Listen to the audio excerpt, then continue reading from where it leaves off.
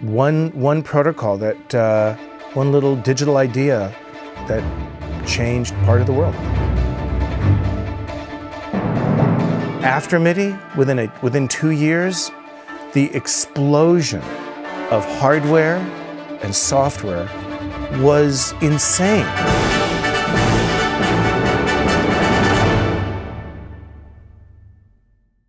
The way that I got involved with Midi was, I was very young, just a little bit out of college.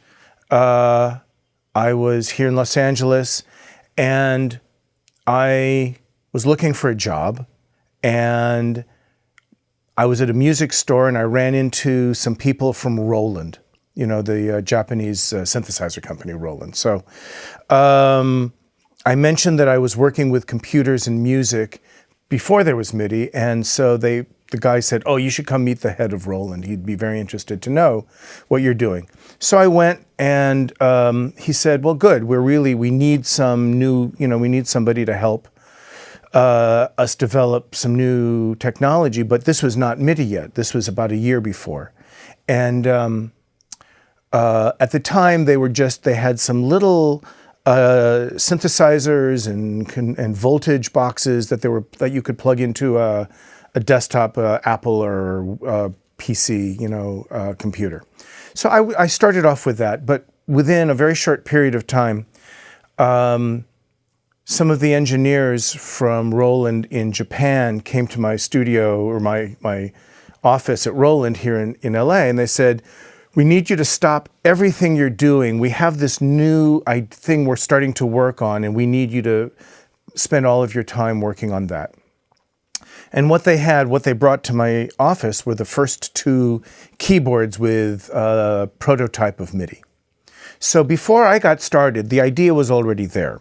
And the idea was already there because of Dave Smith. Dave Smith from Sequential Circuits at the time. And Dave was the first person to suggest this idea to the other engineers at other companies. We should, we're all moving to digital.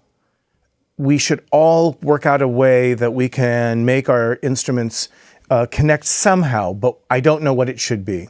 He had a proposal, and some of the engineers at Roland and some of the other engineers at Yamaha had a proposal. One of the people at Yamaha who I became very close with was Carl Hirano. He was the chief engineer at Yamaha at the time, and we didn't know, but he had designed the DX7, which was Yamaha's very first all-digital synthesizer, one of the very first commercial all-digital synthesizers. And he had already started this idea along with one of my main partners at Roland in Japan, that they said, "Well, what kind of technology are we talking about? It has to be very inexpensive. It has to be very reliable, no stuck notes. And it has to be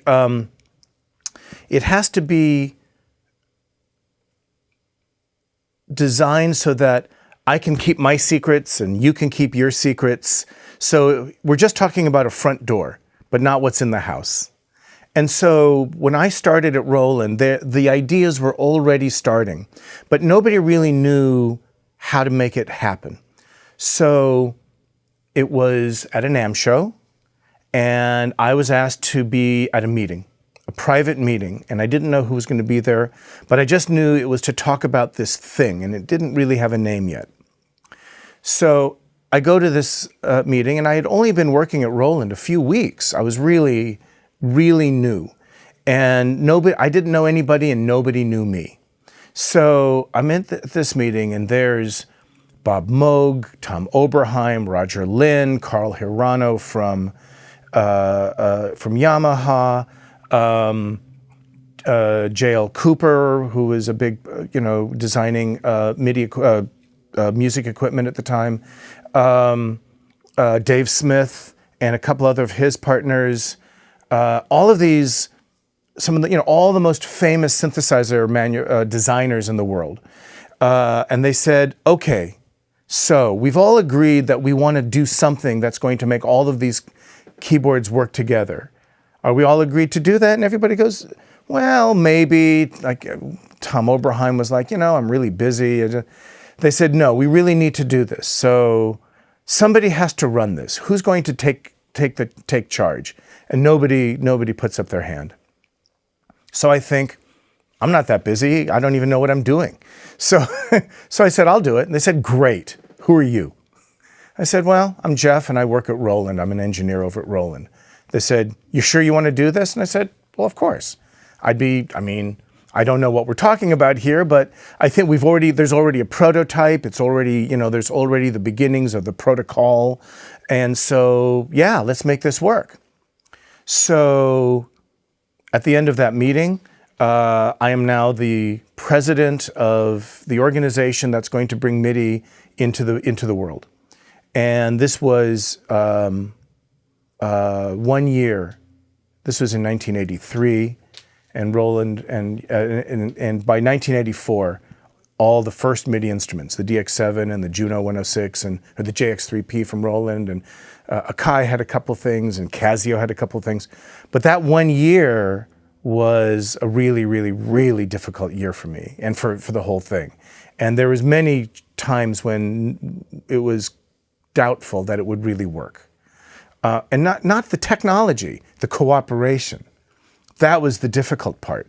How do you get all of the biggest rivals in the world? At the time, musical instrument companies weren't that big. And that was because there was no Midi yet.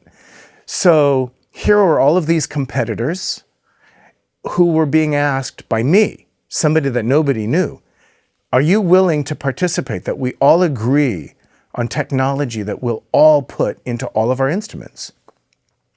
So we had a second meeting about 6 months later, and it was the only time there was a NAMM show in the city of New Orleans. And it was a big failure because everybody just got drunk and went out looking for girls, and it was a mess. There was Eddie Van Halen sort of, staggering down the street, with a guitar. It was not good. But I sent out letters to every musical instrument company that I could find in the world, Japan, Europe, and the United States. And I said, I represent this technical committee to develop this new protocol that would make all of our instruments work together. We're going to have a meeting at this NAMM show in New Orleans. It was a summer NAMM show, not a winter. It was a summer NAMM show. And if you can make it, let me know. And I thought maybe 20 people would come.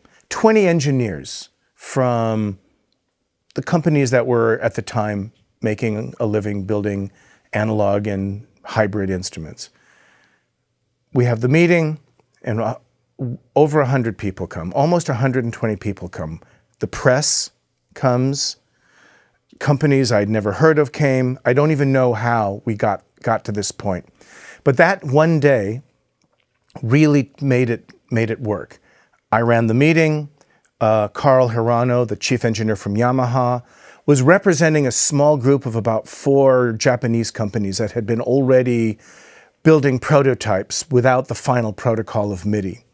But he got up there and he said, this is Jeff. He's going to kind of run the coordination of every company in the world so that we all agree on the protocol, we all agree on the implementation of the protocol, and we all agree that we will not do our own version, because then what's the point, right? That's the whole idea.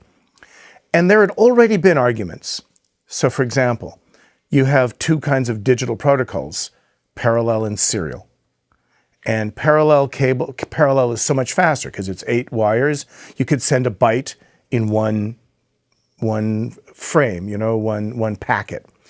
The problem is that if you have a parallel cable sitting next to a lighting dimmer, the lighting dimmer, and you dim the lights, starts to inject noise into these cables. And Tom Oberheim built his entire, all of his products. He had, there were already some sequencers. There's already some digital sequencers, but they were all proprietary. They were all, a Roland sequencer only worked with a Roland synth, and an Oberheim sequencer only worked with a Oberheim synth, and a Yamaha sequencer only worked with, it was all proprietary technology. But already some people were using parallel cables because they were fast. But Dave Smith from Sequential, who was really the first guy to say, we should do this, said, it's too unreliable, it's unsafe. If you're up on stage live, the chances of a stuck note or a missed note is too high, and all you have to do is just have a cable. Also, parallel cables can't be that long. The idea behind, the original idea of MIDI was, how is Herbie Hancock or Keith Emerson or Rick Wakeman going to have stacks of keyboards off stage so they don't have the piles on stage? It was always the idea that it was really only going to be for elite, musicians who could afford to buy all the keyboards, because what was the point of MIDI otherwise? Nobody was thinking too far ahead about, generic sequencers. So it was always the idea that, sure, a few of our customers want it, but enough that it would be really cool that we all do it. So we spent that year between the NAMM show in New Orleans on agreeing on what the initial protocol was for notes and pitch bend and mod wheel and sustain pedals. Very simple. We hadn't yet worked on machine control, time code, MIDI time code, general MIDI. That came a little bit later, and sometimes a lot later. So a year later, Yamaha and Roland showed the first NAMM show demonstration of plugging one synthesizer from a company into the synthesizer of another company, hitting a note, and having that other synthesizer play the note. So it was a monumental year. And then 1984, MIDI becomes a thing, and it's in the magazines, it's in the press, and people become enthusiastic. There's a lot of interest. And there were companies, synthesizer companies, that really decided to wait. But then, and one of the things that I was working on at the same time was Roland's first computer MIDI interface box. And it became an industry standard for about 5 years. It was the first box that had, it had some intelligence in it. It had timing chips. It didn't rely on software for accurate timing. It had sync, but it was the old version of sync with a pulse code that it was still crude, but it had one MIDI in, one MIDI out, one MIDI through, and it was revolutionary at the time. And I worked on that for a number of months, and that was great. So about half of the synthesizer companies in the world were committed to it. Then what we did is every NAMM show for the next, and I worked on this, so I stayed with MIDI for the next 7 years. And during that time, I hosted meetings, technical standard meetings. We continued to work through email and a group of really smart people started suggesting ways to expand MIDI into things like MIDI timecode, MIDI machine control, the idea of being able to control lights, control tape machines, control video machines, control mixers, control drum machines and sync, and be able to have multiple sequencers all interlock. It took time. But what was amazing, really, was even though there were some people who said, I don't want to do this right now, I'm going to wait. Tom Oberheim, the Oberheim Electronics, I think one of the things that slowed that company down and eventually it closed was he really was so unsure of it. High-end companies, the Synclavier, if you remember the Synclavier, one of the, not the first high-end sampler. I think the Fairlight was already around, but Synclavier said, MIDI is for unprofessionals. We're not interested. You don't need anything other than a Synclavier. So why would I build a port so that you could connect your shitty synthesizer to our brilliant instrument? They changed their mind after a while. It took them a long time. Their first MIDI interface, I think, was something like $8,000. It was very expensive, and it didn't actually do anything. So what was great was we developed. I coordinated and worked with all these technical groups well, it's all one group, but from these different companies. And I made sure that everybody had the support they needed. They had the documents they needed. They could get their questions answered. Everything came from this one group, Midi Manufacturers Association, MMA. Still exists. Now they just call it the Midi Association, MA. But we had a system, and what was great, and I think what was revolutionary, was how fast we could work. So somebody would come up with an idea, and at the next NAMM show, we'd all vote on it, and that was it. You have other technologies. If you look at the history of digital standards, video standards, NTSC, SMPTE, if you look at compact discs, there's a lot of protocols and technologies that have come into the world over the last, well, television started in the 1950s, color television in the 1960s, NTSC, SMPTE, PAL, all of these, and those are all standards groups. SMPTE is a Society of Motion Picture Television Engineers. I mean, these protocols are named for the company, the organizations. And what I learned was that it could take 5 to 10 years from the development of a technology to bringing it to the public. Compact discs were already out of date before we ever saw a compact disc. And that's because they cooperated with the government. Because in the United States, and I think in other parts of the world, there are standards groups that are run by the government to make sure that, kind of like patents, there's a whole system of verifying a technology, making sure that technology isn't stealing from another technology, and then making sure, well, who gets to use the technology? Is it patented? Is it public domain? Is there a logo? Who can use the logo? So for example, with Midi, we said, yeah, we have a logo, use it. It says Midi in some crappy font that somebody at Yamaha came up with. I still hate it. I get a phone call from Bob Moog. And he said, Jeff, we really need to talk about Midi because, and this is about 2 or 3 years into it now. So we were already established.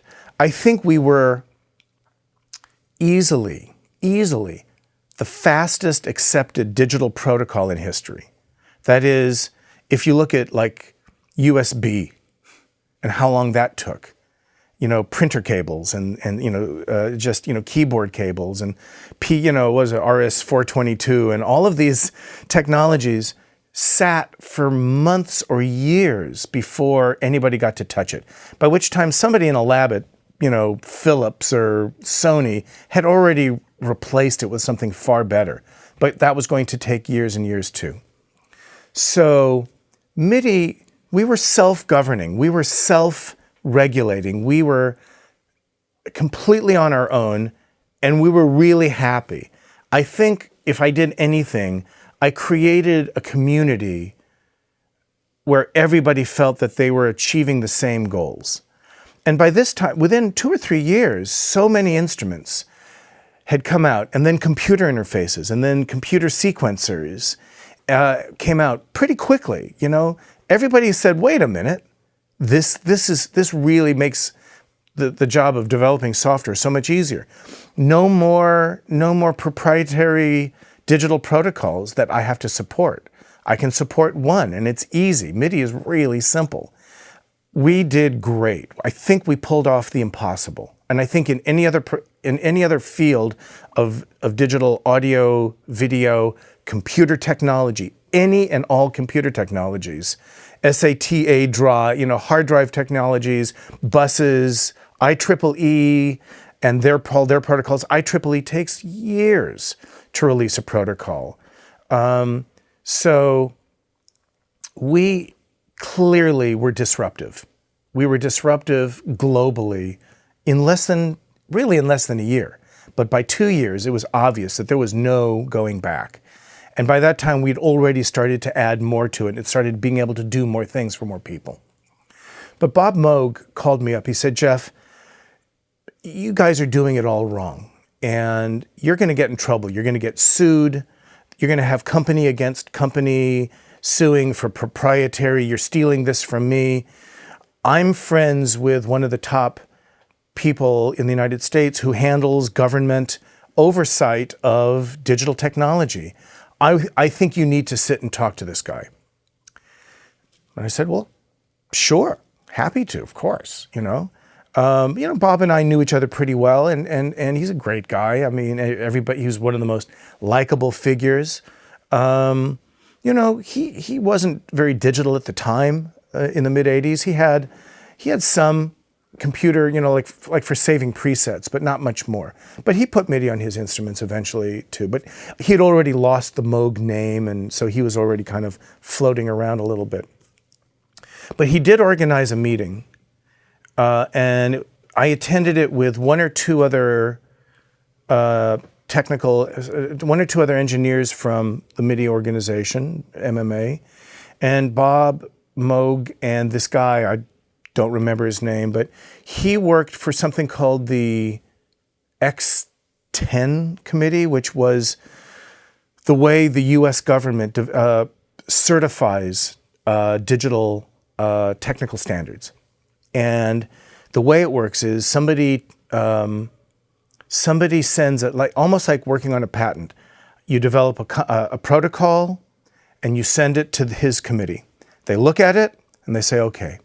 And then what they do is they give it to all your competitors, and they have a year to say, that's a piece of shit.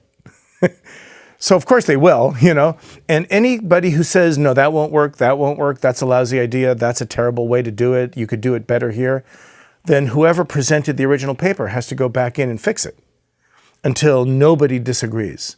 At which point the government really puts a stamp on it, at which the government doesn't have an opinion about technology. They simply want to ensure that legally nobody is being having their intellectual property stolen, and that that the chance for lawsuits is minimal. Well, this guy, he said, you're absolutely going to get sued. You should really be working with our committee. And I said, look, I understand, but things are going really well. We've developed this technology in record time. We have expanded this technology now several times with not one instance of incompatibility. The protocol can support all kinds of future expansion. It's simple, and nobody's complaining. So give me one reason that we should stop what we're doing and do it your way, because I can't think of one. And neither could he. Except he hated the idea of a group of musical engineers saying, we're fine. We're absolutely fine. So he went away. Bob was a little disappointed. He really thought he was doing something that was going to really help the industry. But he's a maverick. He did cool things that nobody else had done. He led the way for so much. And we just never looked back. And I think that's one of the great things. There was no idea that was so crazy that we weren't willing to think about it. But we voted amongst ourselves. Nothing got added unless we all voted. And we had a very fast method where if somebody had an idea, we would circulate it through email. People could comment. But within 6 months, it was in or out. And by a certain time, I was really not. I left Roland. I became a studio musician, and then eventually I became a composer. So I stepped away, and I left. I attended a few more meetings, and I had a farewell meeting, and we had a little party, which was fun. And MIDI was now 5 years old. We had a 5-year anniversary party. We had a NAMM show. I made a cake. I bought a cake. Said "Happy Birthday MIDI" on it. I have pictures somewhere. And we were really, when we look at it now, we think, how did we ever do this? How did this get pulled off? And I think it's just the right people with the right mental attitude at the right time. The technology was there. The chips were cheap to implement. And, here we are now, 35, 40 years later, and MIDI has changed so little. we've dropped the 5-pin cable and we've dropped the relatively slow baud rate, the speed of MIDI now is fully whatever USB can do. So that's been fixed.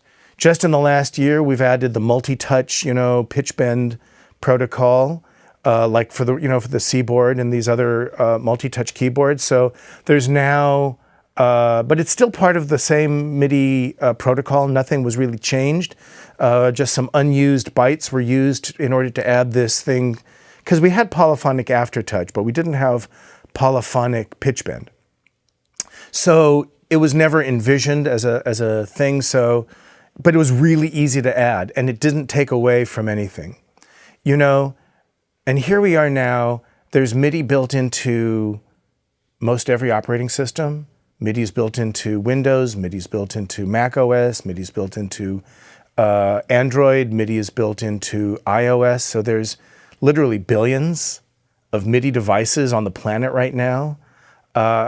And it's at this point now where it's become so ubiquitous, it's become so unextraordinary that nobody even talks about it anymore. It's a word like in the US, when you talk about copying paper, you Xerox it. It's, that's a brand, but it's become the word that we use to mean copies. And MIDI has just become the word that just means music without before the sample and before the synth. Here we are. People take it so for granted, and you know what? For me personally, one of the most wonderful things is that it has become almost invisible. People don't think about it. You plug a USB keyboard into your laptop, and you play into your sequencer, and you load in your samples, and it just works. And I left because I became a musician. I devoted all my time for a while just as a studio musician, but then as a composer. And you have to make time. But I did come back for 2 years. For 2 years, they were having a little struggle with leadership, and I didn't want to see. I hated the idea that MIDI would slow down, or I was still nervous. This was still back in the 90s. I was still nervous that it might fail. And so I did stay on. So it was 7 years, but with a little gap in between, 1 or 2 years in between. And, it's part of my personality that I love to share my enthusiasm with people. I love to share my music with people. I love to share the things that I love. I love to go to movies with friends. I love to go to museums with friends. Part of who I am is that I love to share what I enjoy, what I love.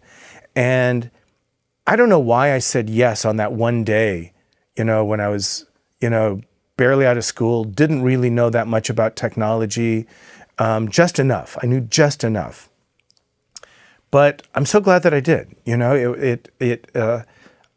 I helped start something, I worked on it technically, but mostly I helped take my enthusiasm and spread it to the right people in the right way at the right time, so that, it wasn't just me, so many people were involved. But they were nerds and I wasn't. And I think that might have been one of the big differences. Was I was a musician and I thought like a musician, but I had enough engineering experience that I could speak like an engineer, and I could speak with both expertise but some humor, and at the same time I was very organized, and I knew how to get everybody to do their part, So I knew how to make an organization where it wouldn't rely on any one person, that everybody had something to do, but it wasn't so much they couldn't do their normal job, but that they could create this thing. And I think we were all a little shocked that it became so successful so fast. Really, nobody, Dave Smith, nobody ever thought this was going to become a consumer product. It was really always the flagship instrument idea. It was going to let companies make more expensive synthesizers. But really, if it wasn't for MIDI, synthesizers would be 100 times more expensive because only 1% of people would be buying them. So the fact that MIDI made synthesizers so popular made them so much cheaper, which meant that synthesizer companies had more money to spend on more R&D. So from the time of MIDI, from before MIDI till MIDI, things moved along slowly. You know, we had analog and then the beginnings of digital. You know, we already had, 808 drum machines, and we already had some samplers, and we already had, it was there, By the mid-'80s, things were already there. But after MIDI, within 2 years, the explosion of hardware and software was insane. And I can remember going to a NAMM show only 2 or 3 years after the introduction of MIDI. And, there used to be parts of the NAMM show where they had these really tiny booths for companies that didn't have any money. So they had these tiny little booths. And there was dozens, hundreds of these companies with little devices that all used MIDI. Keyboards and controllers and synthesizers. And companies that have later became very successful. New companies were created because of MIDI. It became, musical instruments went from being millions of dollars to billions of dollars because of MIDI, because it was exciting and it allowed, I think ultimately you didn't really need to know anything about MIDI to use it, which is great. You could really just say, oh, you plug it in and it works, I'm in. So it made perfect sense to so many people that there it was. And so the software, then software started exploding on Windows and Macintosh, and it was incredible. It was incredible. Entire new companies it just popped up, and then the plugin world showed up, which I don't think would be possible without the software hosts, which were based entirely on MIDI.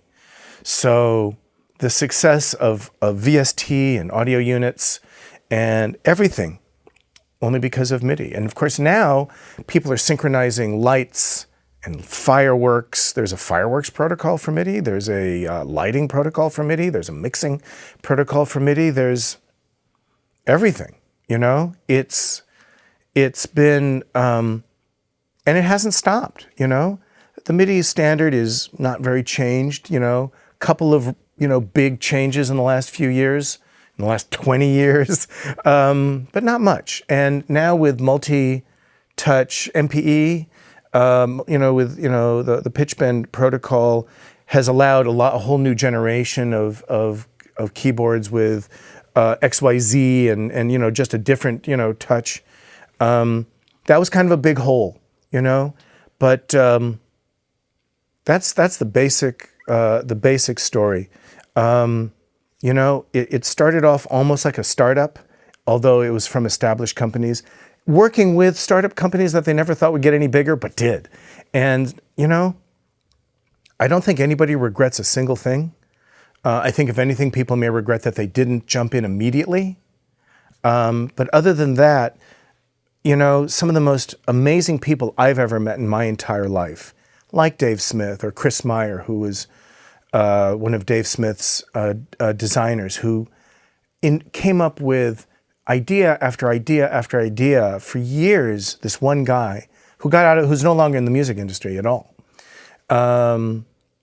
Idea after idea, and so many people were so gracious with their time, with their money, with their R&D, and there it is. One protocol that. One little digital idea started off as a 5-page document that changed part of the world. A little bit. Maybe a lot.